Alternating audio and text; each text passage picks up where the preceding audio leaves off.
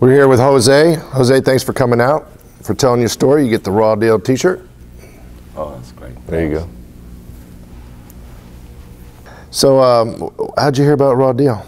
I'm advertising to myrawdeal.com, and he told me that I could tell my story. I said, that's great, because I told him what happened, and that's why I figured out, let's make a show.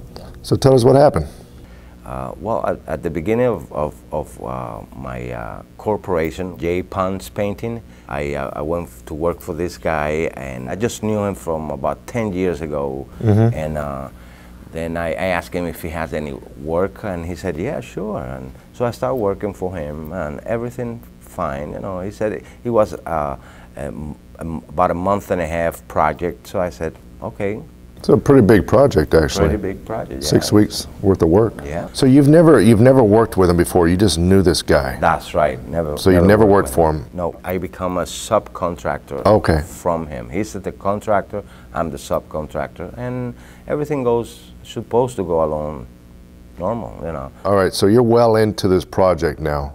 That's right. So after about 4 weeks, I was submitting my invoices every 2 weeks. And then it took him 2 to 3 weeks to pay me, but that's okay. Sometimes that's the way it goes, but at least he paid me. So about 2 to 3 weeks left, and finally I submit my invoice, my last invoice. Yep. He knew it was the last 2.5 weeks, and I never heard from him again. I called him, it had to be 20, 25 times. I left messages. 20 or 25 times you called him, emailed him? Email him everything. 5 or 6 times, and it was like he was out of town. I couldn't get him. Does he have a staff of people that you can call, or is it just him? He has an office with 2 other people working for him. And did you try to call them too? I tried to call them, and they actually didn't answer the phone, my call phone. What if they got caller ID, they knew you were calling? Because it sounds to me like he was avoiding you there at the end. That's what I definitely think. That's exactly what I think, that he was trying to avoid me. Yeah. So, but anyways, one day I emailed him and I told him I'm gonna go to myrawdeal.com. It's a show that I know the guy. Oh, so you mentioned My Raw Deal to him? I did. Yeah. And I don't know. Within 14 minutes, he said in the email, he said, let's meet like professionals do, and this and that. I said, well, professionals pay their employees. He was accusing you of not being a professional. Right, that's right. Wow. But anyway, finally I said, well, finally I probably get paid now. I went up there, and he told me the time and everything. I went, and he made me wait for 45 minutes, close to an hour. He came out, he told me the computers weren't working.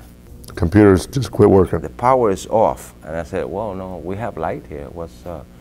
He said, no, the computer powers, they are off. I said, okay, you want to come back next week? And I said, no, how about if we come, I meet you again tomorrow?